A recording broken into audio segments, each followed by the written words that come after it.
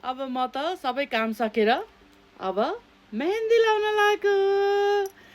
मेहन्दी चाहिँ होइन जहिले पनि होइन के अरे लास्टमा असारको लास्टमा होइन लाउने होइन सब काम साम सकेर गरेर लाउने राति अनि मेहन्दी लाएर पुरा होइन यस्तो गरेर सुत्दाखेरि पनि यस्तो गरेर गरेर काहीँ लाग्छ कि के गर्छ कि भनेर सुत्यो लाग्दाखेरि पुरा काहीँ तकियामा होइन लुगामा सिरकमा लागिरह हुने के यस्तो गरेर हात पनि उ गरेर सुत्न पर्ने होइन पहिला पहिला होइन।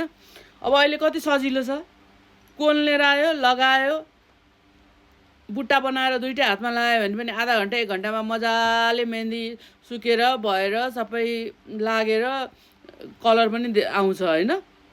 अब त्यो कागती हाल्नुपर्ने चिनी हाल्नुपर्ने उगाल्न हाल्नुपर्ने त्यो झन्झट पनि छैन, मेहन्दी लगाए मात्रै पुग्छ अब होइन। तर म अब सधैँ त रानो बहिनीले लगाइदिन्थ्यो होइन, यसपालि ऊ अलि बिजी छ अनि त्यसकारण मैले आज यसपालि चाहिँ बुट्टा सुट्टा बनाउँदिनँ, खालि यहाँ मलाई यस्तो गोलो बनाएको होइन सूर्य जस्तै गोलो बनाएर अनि यहाँ लगाएको त्यो पनि मलाई एकदम मनपर्छ क्या त्यो मेहन्दी पनि होइन। मेहन्दी भनेको सगुन पनि हो होइन, अनि मेहन्दीको हात चुरा भएर राम्रो पनि देखिन्छ होइन,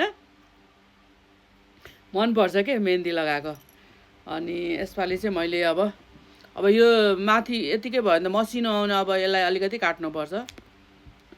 आयो अनि मलाई यसरी गोलो यतिकै लगाउन मन छ, यस्तो पनि राम्रो देखिन्छ। कलर आयो भने त्यतिकै राम्रो देखिहाल्छ नि।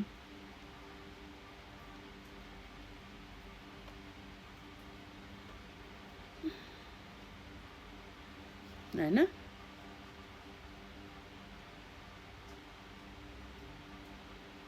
ल यस्तो गर्ने, यहाँ यता यस्तो गरेर लगाउने, यतिकै लगाएर मलाई कस्तो मनपर्छ। यो पनि राम्रो देखिन्छ कलर आएपछि, तर मेहन्दी फेरि जाने बेलामा चाहिँ कस्तो दिक्क लाग्छ क्या, हातै कस्तो देखिन्छ, सधैँ रहिरहँदैन।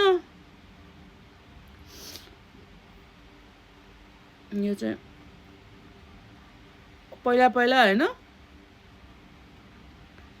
तिउरी लाउने चलन थियो क्या, तिउरीको फुल फुल्छ नि अहिले पनि है, अनि तिउरीलाई खलमा कुट्ने, के हाल्ने बेसार अनि अरू के हालेर अनि चरा